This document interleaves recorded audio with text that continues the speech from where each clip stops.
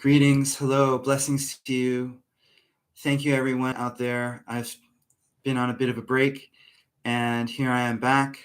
It's very good to be communicating with you on the Healing Momentum YouTube channel. Blessings for you to being here. What I like to do in our live streams is to have a talk. Hopefully, some of you will be here to be able to interact with me and to get on the chat. But what I like to do is really deal with all the topics that come up with my counseling. When I work with people, usually via Zoom, there's all kinds of individual things that come up for each client that I provide coaching for. At the same time, there are themes and there are concepts and practices that are generally we keep coming back to, that are very important and provide something of a framework for the curriculum that I offer, that I provide for people in learning and coaching and healing. And all of it, certainly the practice of mirroring is a big part of it.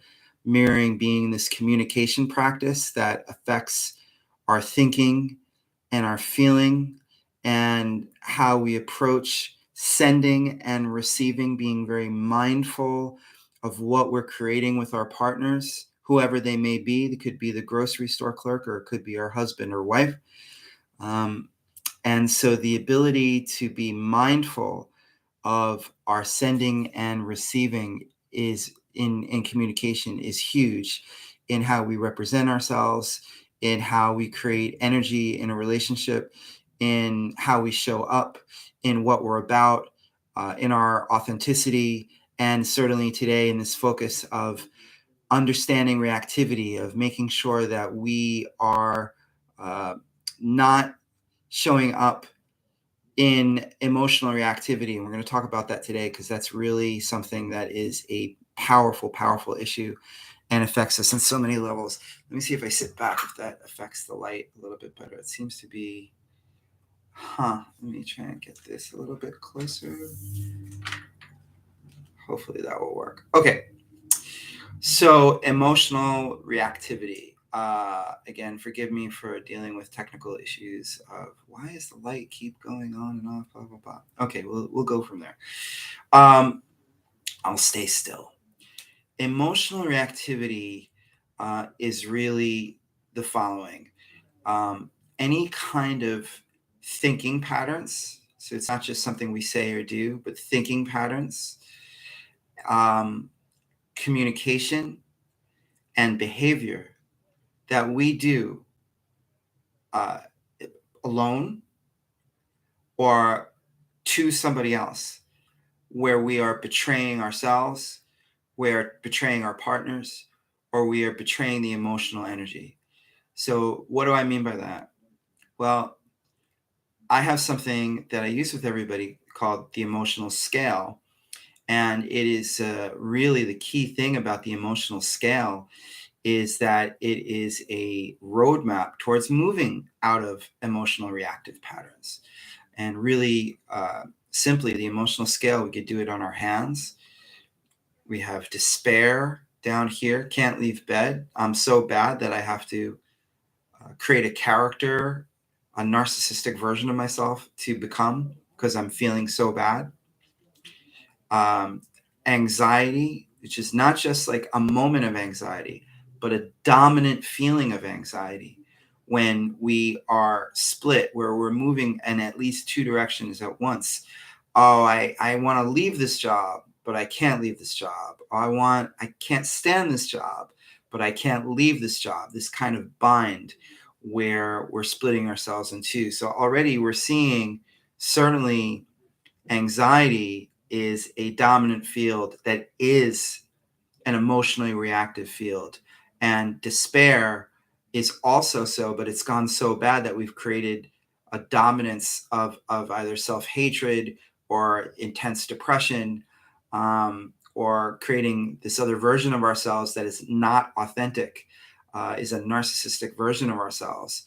These are significant pathways of emotional reactivity. In anxiety, where we're functioning, we're living, we're doing what we have to do, but we are working against our authenticity in our lives, in our choices, in our career, in our choices of partners. We're betraying ourselves there. That's a big one. The next one is rage. Rage is where we are actually in the feeling of frustration or intolerance or pain. This is where we are having conscious awareness of the hurt that we are experiencing. What happens so often is we will go through things, traumas, uh, breakups, betrayals, all kinds of things that can happen to us, even getting a basketball thrown at your head, something physical, pressing, touching the stove and having a kind of an intense anger and a hurt, fear place is certainly here. But what we're looking for with the emotional scale is the dominance of that feeling, is how intense that feeling stays with us, that only allows us a container of attitudes and thoughts that fit within that range of feeling. So if we are dominant in this rage area, that means we're really feeling the pain of the hurt that we're received. We haven't split off from it. We haven't tried to cope with it. We haven't tried to create it into something else. We are actually feeling it, which is an uncomfortable place, but is an honest and authentic place. So it's really a starting point to move out of emotional reactivity, is really understanding what is the feeling below the surface. Is there a frustration there? Is there a hurt? Again, that word rage is an intense feeling. It should be an intense feeling because that is what goes on with us. And we ought to be able to recognize that feeling. So when we have rage, intolerance, frustration that goes unexpressed, that we are not noticing, that we are not managing ourselves, we're not owning, oh, yes, I do feel hurt, then what happens is that we wind up sublimating those feelings and moving the scale down the scale. In other words, instead of feeling the feeling and releasing it and going up the scale into sadness and ultimately into calm, that we are betraying ourselves or betraying the moment with deep, intense tendencies and life choices that put us into a state down here in either anxiety or despair, where we're betraying our whole energy field. Okay. So it'd be, for example, I could speak from examples in my own life where I was very devastatingly traumatized as a child. Uh, my father was mentally ill. He eventually took his life when I was 30.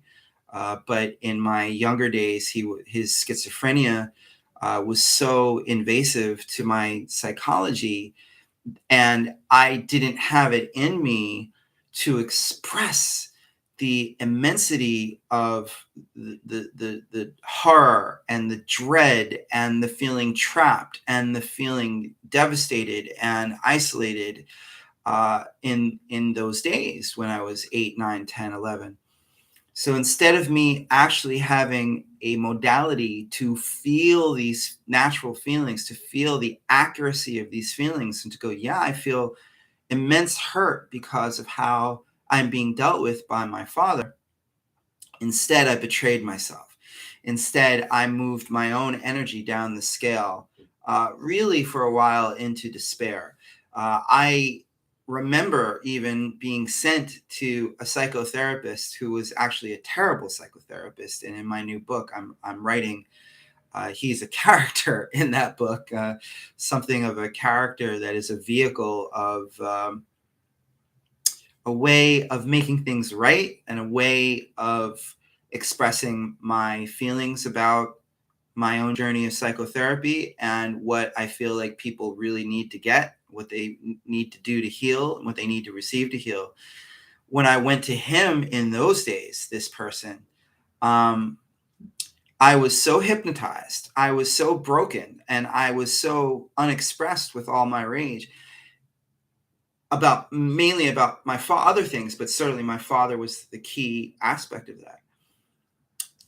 That this therapist was terrible to me, that he was basically sitting in silence all the time. He wasn't providing me any kind of vehicle to release the feelings I had. He never once in 3 years asked me about what I was going on with my father, or how I felt about him, or what I needed to process, or how I needed to grow through that. Instead, he basically compared me to famous people, famous men who were strong, achieved, famous, powerful, uh, and complained about me that I lacked virility. This poor young boy who was totally traumatized and really hypnotized by the whole process of being sent to a therapist, who then, again, most of the time either sat in silence, mocked me, or blamed me for not being what I'm supposed to be. So that's when I took a turn into an intensely powerful, emotionally reactive state, where something inside me woke up enough not to know how to release these feelings, but to feel sort of broken and trapped permanently, hypnotized. I use that word, by this person and by the conditions. There was no framework for me to go for release. There was no person that was safe to go to where I could, know, oh, these are real feelings in me and I need to release them so I could become independent of their hold on me. Because the feelings were so intense and so dreadful and so consuming, that I reacted against them, and I reacted against that relationship, particularly with that therapist, where I decided, you know what? I'm going to win. This is a game between me and you. And you are more powerful than me, and you are overcoming my energy. So, in order for me to get you back, that I decided in my own mind, oh, I will somehow make myself mentally ill in order to relate to my father. So, in order for me to have a father, this was the story I told myself. This is another way of understanding emotional reactivities. Notice the story that we're telling ourselves that leads to the behavior. Really try to get to that summary statement. So, that summary statement that I was offering myself, because of feeling this sort of competitive, dreadful, suffocating, hypnotizing relationship with this therapist that I had to go to twice a week. I write in the book, I remember going to him. Was it Monday or Wednesday, or was it Tuesday or Thursday that I went to him? It was that much of a blur. So in the middle of that blur, unable to have that vehicle to express the actual feelings that I was going through, I created a story. And the story was, oh yeah, Dr. Terrible Therapist, I'll get you back. And here's how. I will somehow make myself mentally ill, which I'm not. I will make myself so. I will turn myself into something that I'm not in order to have a relationship with my father. It was crazy. I tried to make myself crazy, and it didn't help. It led to a sort of quasi-suicidality on my part as a teenager. Walking on a roof in New York City kind of stuff, there was a lot of me getting up in the middle of the night, not able to sleep. The PTSD had hold of me. And so I would get up in the middle of the night and get on my bike and bike out to the Marine Parkway Bridge, which was a serious thing for a 14-year-old to do at 2:00 in the morning. Okay. So I was putting myself somewhat in danger. Less so was the actual danger reactivity. More was the story.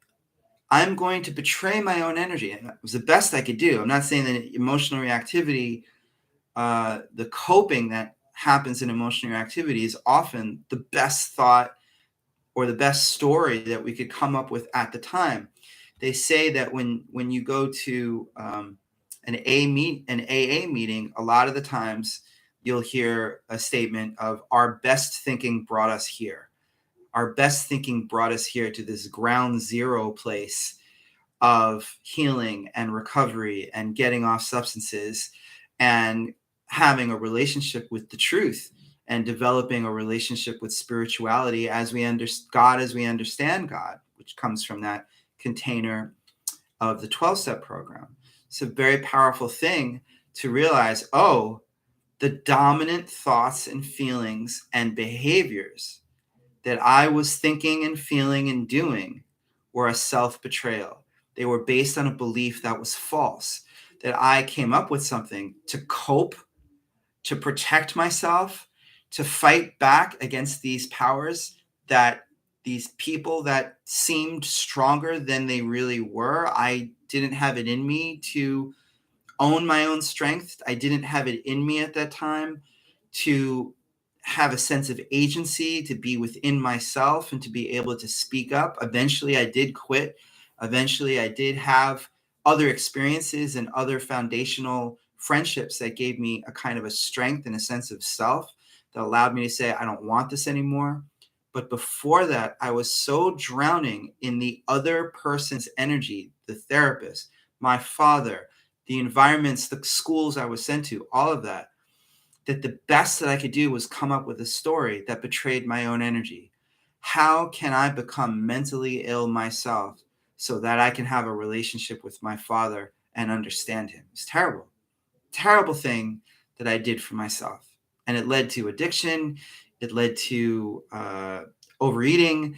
It led to isolation. It led to mistakes. It led to low self-esteem. But it was the best thought I could come up with. It was a story that I created that was a story of self-betrayal and a story of coping with pain. So right away, when we want to understand what is emotional reactivity, we want to look at what is the feeling, what is the story that we are creating in a dominant sense, the thing that we keep coming back to, the thing that we're the ones who created this. We may have been given an environment. We may have entered an environment that didn't help us. We may have been with more powerful people that were hurting us. And all of that is terrible and unhelpful. But we were the ones going through it. And our minds have the ability to choose. And when we're choosing in ways where we're coping and we're betraying ourselves and we're turning ourselves into something that we're not, that is a very powerful trend towards an emotional reactive life. It's something I went through. If you could go into any AA meeting right now or any 12-step meeting right now, you're going to see a room filled with people who were betraying themselves before they got to those rooms and got clean. I hope this is making sense so far. What I'm talking about are the overarching trends of emotional reactivity, the sort of macro direction of emotional reactivity, the sense of we are in a dominant emotional movement. We have a dominant emotional momentum where instead of us feeling the difficult feeling that we need to and releasing it and moving into sadness and grief, and that eventually released to a sense of calm of heart, feeling okay with self, feeling adventurous, frisky, open, because we are calm of heart. From here, we're not quite calm of heart. We're filled with that frustration and anger. And we betray ourselves by creating a dominant story that we keep returning back to that allows us to cope, but doesn't allow us to access authenticity and doesn't allow us to be in our own natural energy. And when the trends are so intense, we wind up choosing the wrong partner, choosing substances, overeating, isolating, all of those things that takes us into a wormhole of self-betrayal and of not being ourselves and of not connecting to the power of our own authenticity. So first things first, I hope this gives you something in the sense of these are the overarching trends of emotional reactivity. But then we want to notice emotional reactivity, not just on the macro trend, the sort of over the river, the sense of the flow of our lives moving in a self-betraying pattern, moving in an emotionally reactive pattern. What happens in those moments in somebody says something and you whisper something under your breath, or when you are able to secretly realize that you can get away with something, where you can cheat somebody out of money or take something from them and betray your own values, where you say something obnoxious, where you're gaslighting somebody else and making them feel bad about their own natural response to a situation, where you're throwing sarcasm into the mix. And just by saying, oh, well, it's just sarcasm, but really that you're trying to create hurt for somebody else or to hurt yourself. These are examples of emotional reactivity, and we could see them happening. Talk about going to driving around and seeing any AA room right now. We could literally go around to many, many homes all over the place and see what's going on inside the relationship of married couples, of couples who have been together for a long time, and notice the patterns of the little snippy here and the little get you back there. Sometimes not so little, or sometimes it's little stuff, but it's such a trend of the little stuff that it has momentum, and it sort of sets the tone of the relationship, of having ongoing emotionally reactive negative patterns happening inside the relationship all the time. A lot of you always, you never. When you have a lot of you always, you never going on, then you're dealing with blame and you're dealing with resentment. And if resentment and blame is dominant, then you're going to have a lot of these ongoing micro behaviors, micro language in the moment. This little, I can't handle the moment, so I'm going to say something obnoxious. I'm going to say something under my breath, and then I'm going to isolate. Those kinds of behaviors are emotionally reactive behaviors. It's very, very subtle, because if we don't do the work to look at, well, what is the overarching story? Where is the real hurt coming from? Where can I find that middle place on the emotional scale? Not where I created self-betraying, dominating patterns, but where I legitimately was hurt and I should feel pain and I should have this sense of intolerance. If we're unable to actually process that, either through a counselor, and I'm here to help if people are interested, try out for an intro session. You could look in the description section of how to do that. But if we're not getting help, or we're not providing ourselves our own help to release that frustration, to be able to feel the feeling and move through it like a cut, like a wound, to actually, oh, ouch, this is an owie, and I need to feel it so that I can release it. If we're unable to do that, then we're going to look to these patterns to help us cope in the micro. Oh, why do you always come late? Don't you realize that when you come late, it really hurts me? What's wrong with you? Kind of things. You never say anything nice to me. You always talk about yourself, and you never say anything nice to me. Those kinds of things.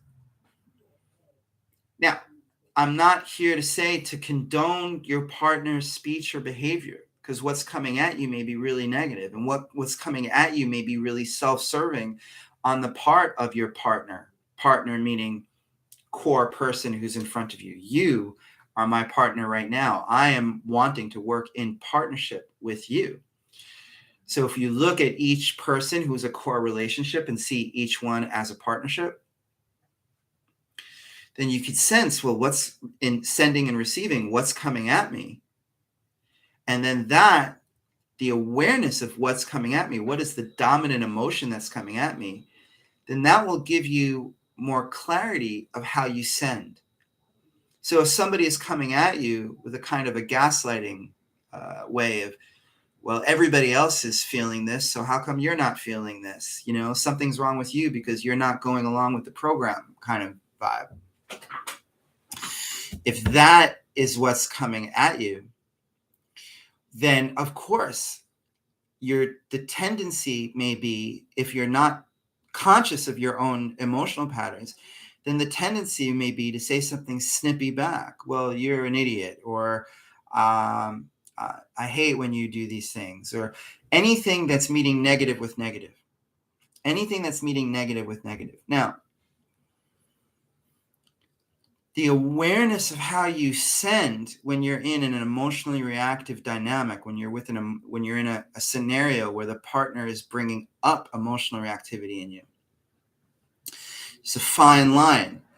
There is a level of appropriateness to expressing anger.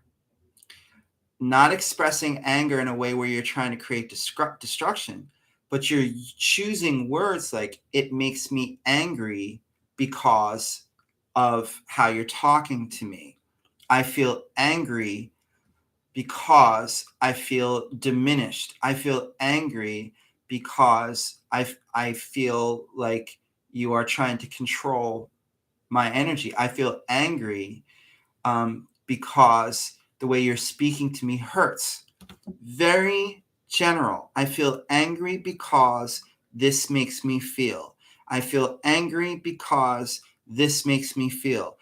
That's appropriate. The expression of anger in a relationship, is, especially when you ask permission, may I share this with you? Are you available to receive this?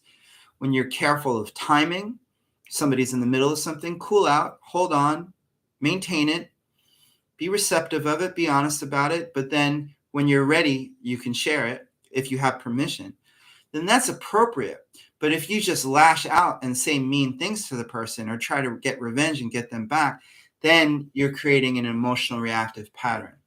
So your ability to stop and notice, here, I'm about to say something really snippety. Well, you always so-and-so. Well, you always come late and you always create hurt for me. In that moment, what we want to be able to do is press pause before we make that send. It's very, very important to be conscious of our sending. Mirroring is all about conscious sending and conscious receiving, so that the dynamic of communication is moving up the scale and moving us close to nature. When we're mirroring each other, we're aware of the emotional fields that are happening, we're receiving each other. Then that's just like nature. That's just like the sun rising and the lake below it saying, oh, I can see you, and reflecting the image of the sun. We want to do that with our interpersonal relationships, with our communication. So when we are aware, oh, I just saw Michael's live stream, and what I'm about to say would land in the category of being reactive. So therefore, if it's reactive, then I'm betraying the moment. I'm betraying the energy of the moment. I'm betraying myself, and I'm betraying my partner with a you always statement or a you never statement. Even if my partner hurt me, my response is reactivity, and that can only betray me and betray the energy of the moment.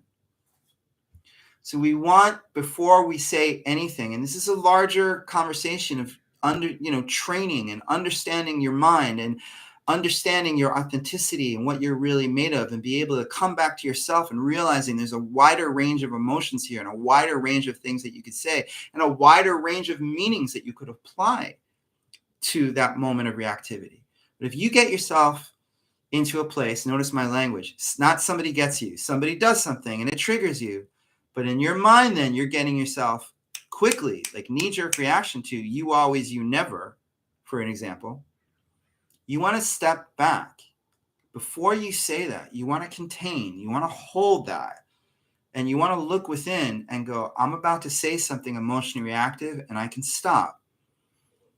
And before I say what's emotionally reactive, I want to understand, what am I really feeling? What am I really feeling? And most of the time, if you could put a general feeling, one word that applies to what happens within us that makes us want to offer emotional reactivity, the feeling would be hurt. I feel hurt. Very, very important that we begin to have a relationship with ourselves where we could recognize, oh, before I say this thing that betrays the energy and betrays the relationship, even if the relationship is a difficult one or my partner is a difficult person to be with, I want to notice what that knee-jerk reaction really means. And I want to sense, and this is reflection, sending, receiving, validation, reflection. What am I really feeling? And what is it teaching me? Before I say that emotionally reactive piece, I want to reflect, what am I really feeling? And if I'm connecting to hurt, then I have found it. And before I even say something to my partner, I want to slow down and go, ooh, that hurt. That hurt. I'm feeling the hurt of what just came at me. I could create more hurt here, or I could sit with myself and take care of myself first. I can get out of the situation and soothe myself before I'm even ready to say anything, because I want to be aware of the hurt. And the hurt is not saying, I want to get you back. The hurt is not saying you always and you never. The hurt is saying, ouch. The hurt is saying, I feel pain. And that's enough. And the key thing we want with everybody is, before you enter the field of creating emotionally reactive dynamics with somebody, get inside and reflect and notice the hurt and let the hurt be felt and realized. Your partner may not be available to this. Your partner may not be ready for your hurt. They may not have any kind of availability or space to process your hurt, which is part of the reason why your partner will be coming at you with maybe control. This is what happens a lot with parent-child dynamics, and certainly with parents of children, of adult children. So before you get back at the person and before you betray the energy, sit with yourself and go, what I am noticing within is that I feel hurt. This is me feeling that hurt. Let's do some mirroring out of this, and then we'll wind this down to a close. Mirror this back to me. When somebody else hurts, when somebody else is mean to me, mirror that back, and I get triggered,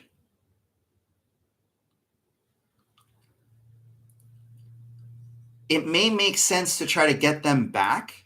Mirror that back exactly as I offer you. But even better, I can slow down. I could notice the feeling that I'm having inside. And if that feeling is hurt, I could take care of the connection. I don't know if you guys can still watch what you thought made you think. And here are a couple things for you to consider for a next step. One is a coaching session with me. Try an intro coaching session. And you can find that if you just go to the description, and you'll see there's a link to my website. And on that intro session page, there's a form to fill out. Send it to me. It comes right to me in my email, and I'll get back to you and schedule an intro session. Right now, we're in January 2025. If you reach me in this month, I will waive the intro session fee. It's currently $30 for 30 minutes on Zoom. In this month, I will waive that fee so you could sign up and try 30 minutes and do mirroring with me one-on-one. This is a great opportunity for you to have a healing experience with me, focusing on your thinking, communication, feelings, and your relationship, personal or professional development. So try an intro session. And another thing you could do is go check out my book, which is filled with these kinds of topics, but also with a whole other wonderful journey in it about solo travel. This is the book called The Zen of Solo Travel, A Journey from Anxiety to Enlightenment. You could see the link to the page, the zenofsolotravel.com. And this is a book that when I was filled with a time of confusion, on that cusp of fatherhood, or maybe I'm not going to do this. Am I going to stay married? Or if I say no to becoming a dad, that this will really end the marriage and we need to dissolve this. All these things going on for me that I just didn't have that knowing. I didn't have that guidance. So I took a trip and I went to Japan. And this is the product of that trip. And I'll give you one little reading from it. Chapter 6. The book is filled with 36 chapters. Each one tells this little story about what I went through in Japan, and each chapter is introduced by a fable or a concept related to the idea of the solo journey, of us being a hero in our own lives, and how we go on the emotional journey of our lives. So chapter 6, I'll read a couple of paragraphs. Do you possess a beginner's mind? A river of life forces your thoughts to flow downstream. There's a Zen tale of an old man who falls into river rapids that flow directly down into a deadly waterfall. As others watch him in fear, he miraculously makes it through unharmed, landing downstream at the bottom of the falls. The people ask him, "How did you manage to survive?" He replies, "I accommodated myself to the water, not the water to me. Without thinking, I allowed myself to be shaped by it, plunging into the swirl. I came out with the swirl. This is how I survived." This is a very similar concept to what we're talking about today. Instead of fighting what's coming at you, you want to step back and be aware there's actually a waterfall of feeling happening inside you before the negative interaction with a person and before the dynamic started, the ongoing dynamic started. There is a waterfall of feeling happening inside you.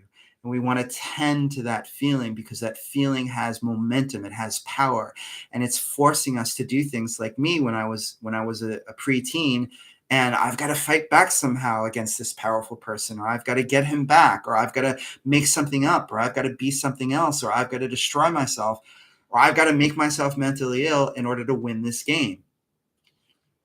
That wasn't the way I accommodated myself to that situation. That was a way of me giving up to the situation, not going with the flow of it. That was me submerging myself into the negativity, into the lies, and into the self-betrayal of it. We want to be aware of that, because if we don't exit that thought pattern, enter into the real feeling state, we can't flow with it. We have to be able to feel the dominant feelings that we have so that we could flow with the larger river of feeling that's going on outside of us. Good stuff. I hope you guys enjoy this. I hope you watch, and I consider doing a intro mirroring session with me, or getting the book. Communicate with me in some form if you want to. I'm happy to answer your questions. Thank you so much for watching. Thank you, my friend, for being here. And as always, remember to keep it moving. Thank you, everyone. Have a blessed day.